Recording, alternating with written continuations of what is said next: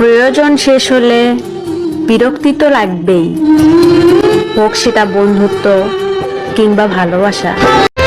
একটা আফসোস কি জানো, বহুদিন হয়ে গেল তুমি আমার খোঁজ নিলে না।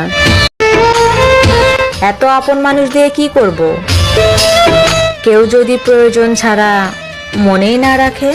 কি অদ্ভুত তুমি বলো, এতটা দূরে থেকেও আমায় মায়ায় জড়িয়ে রাখো। যত্ন করে সবকিছু রাখা গেলেও কিছু মানুষকে রাখা যায় না। কিন্তু আমরা বোকা মানুষ, যে থাকতে চায় না তাকেই রাখার চেষ্টা করি। রাগ করে কখনো বাবা মায়ের মনে কষ্ট দিও না। মনে রেখো, তোমার পরিস্থিতি খারাপ হলে তোমার বাবা মা তোমার পাশে থাকবে, অন্য কেউ না। হতে পারে কিছু বাবা মা আছে স্বার্থপর, তারা সন্তানকে টাকা পয়সা দেখে ভালোবাসে, কিন্তু 100-র ভিতরে 95% বাবা মা।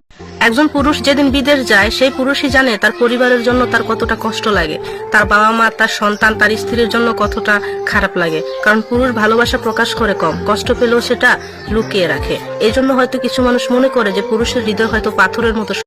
নিজের সুখের কথা কাউকে সহজে বলবেন না। মনে রাখবেন, সব মানুষ মানুষের সুখ দেখে আনন্দ পায় না, কিছু মানুষ হিংসাও করে।